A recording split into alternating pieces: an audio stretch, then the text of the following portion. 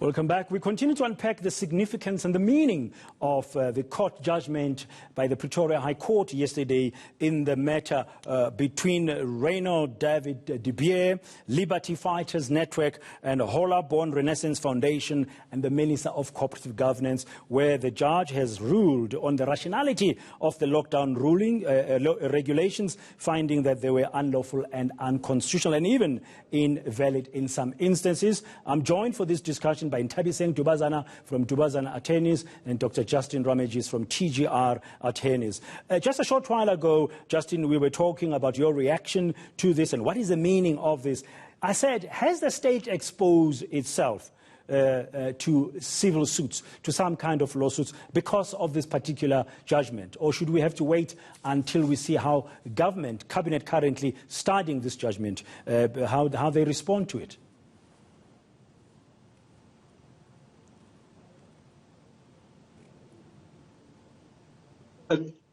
In my view, I think we're going to have to wait and see.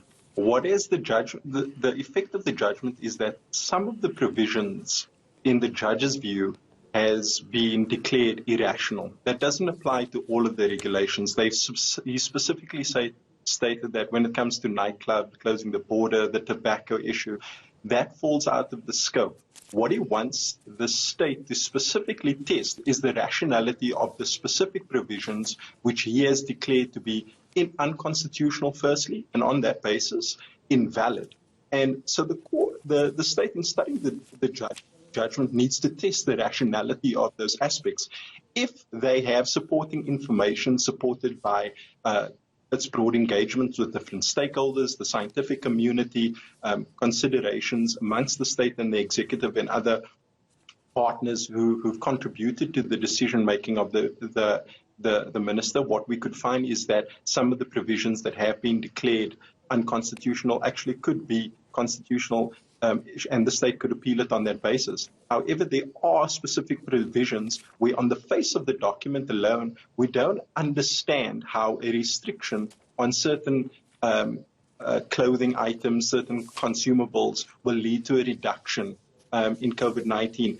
But should some of those provisions be found to be lacking in rationality, there could be a potential damages claim in those instances. Whether it will be successful is highly contestable. Also, this would go, should this matter become more pronounced, it will definitely end up at the Constitutional Court, where the Constitution has to decide, look, what does this do to the fiscus if you make this damages award? And so we'll have to see. I think it's still a very long road to get there. And Nthabiseng, I want to bring you here. One of the questions that is coming up is that whether or not the minister, in this case, who's the respondent in this particular ruling, ever consider the impact of the regulations before implementing them, or was it just abuse of power? And in the ruling, I just want to share this with our viewers. The judge says he debated with the counsel for the minister during this. He failed to find any evidence on the papers that were presented that the minister had at any time considered the limitations that were occasioned by these lockdown regulations. That's a very serious kind of observation by the judge.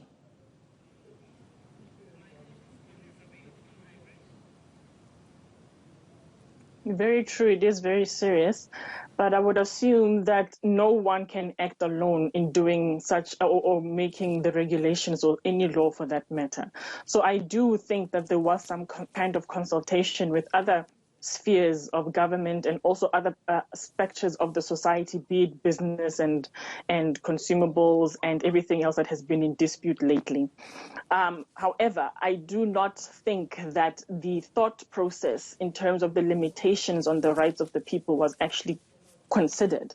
I think that perhaps when they thought of limitations, they were assuming that it would help in restricting or combating rather the spread of COVID-19. So the judge looking at the face of it and saying that it does not look like the limitations on the rights of the people were actually assessed and looked at by the minister properly. It could be one of those whereby it could be either or. 50-50 kind of situation. So I'm of the opinion that there was no way that she could have done the regulations on her own. There is no way. It's not possible.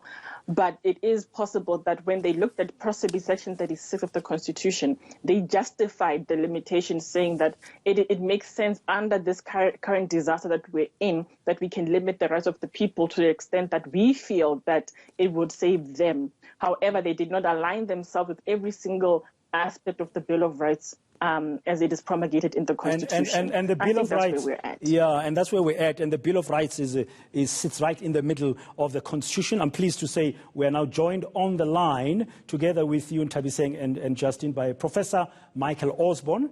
He's an adjunct professor of law and is a constitutional law expert at the University of Cape Town. Prof. Osborne, thank you for joining us at this hour. I've already had a bit of discussion with Justin Ramages and Nthabiseng Dubazana, who've given us their views. Your initial reaction, and I need to ask you that as a constitutional law expert. I mean, Judge Davis going very, very, very focused on the constitutionality in terms of the lockdown regulations using the rationality test. What are the implications of those ruling constitutionally for the government? Good morning to you. I agree with you. This is a very far-reaching judgment, in fact, extraordinarily far-reaching, in the sense that it's not simply individual regulations that are struck down. Part 1 of the order says that all of the regulations issued under 27(2) of the Disaster Management Act are struck down. So it's not, to be clear, the declaration of the state of disaster that's struck down, but it is all of the level 4 and 3 regulations that are struck down. Now, it's true that the judge did mention a few of the regulations that appeared to him to be irrational and arbitrary, such as, for example, the limitation on exercise hours, such as, for example, the ban on hairdressing services. But he didn't stop there.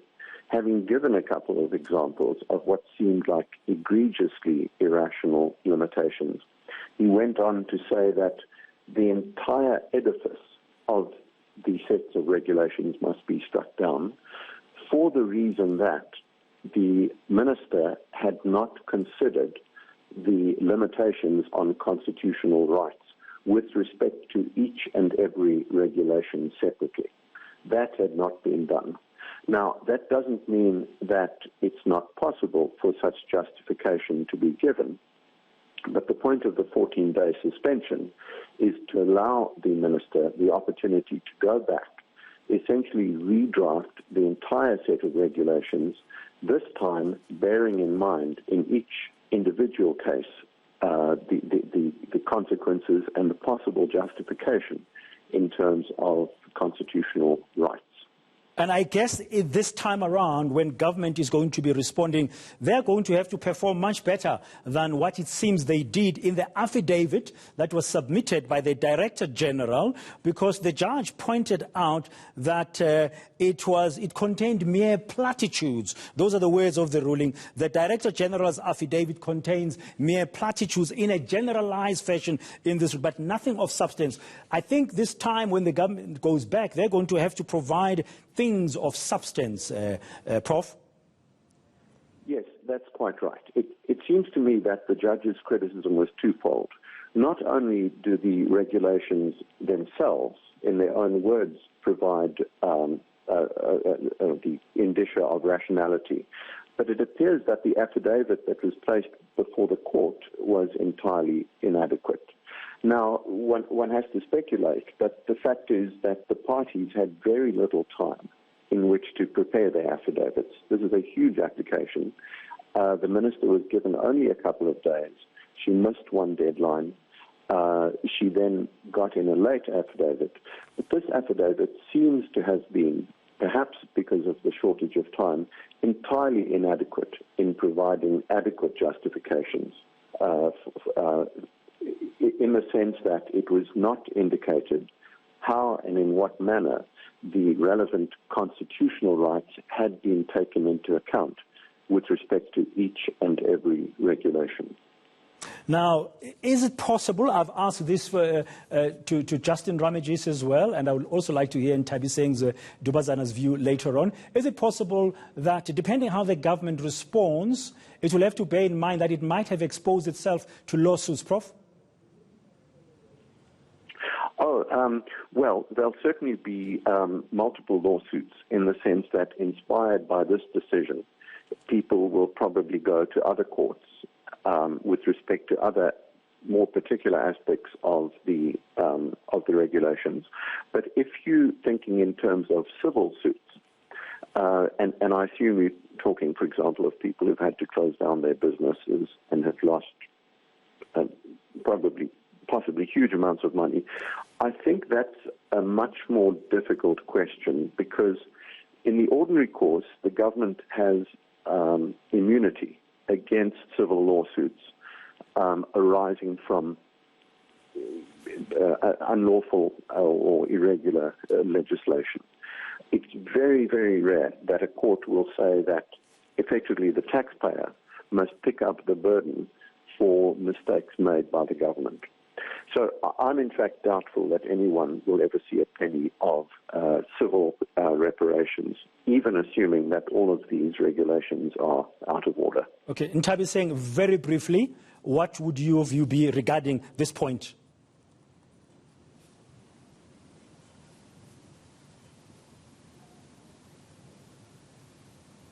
I agree with the professor. The civil side and lawsuits from the public is not going to be successful. However, what I am seeing a lot of is the criminal aspects of it, whereby people who are being detained and arrested in terms of the regulations are not done accordingly. That might be a successful situation whereby we're dealing with unlawful arrests and unlawful detentions, because sometimes the aspect of intention is usually missing when the accused persons are being arrested. So that could be something that could be on a high once people take this thing towards the court for damages. Nthabiseng Dubazana, Dr. Justin Ramages, and Professor Michael Osborne with us here on ENCA as we try to make sense of the significance of the ruling of the High Court in Pretoria regarding lockdown regulations, that the court has found that lockdown regulations are unconstitutional and invalid in their entirety,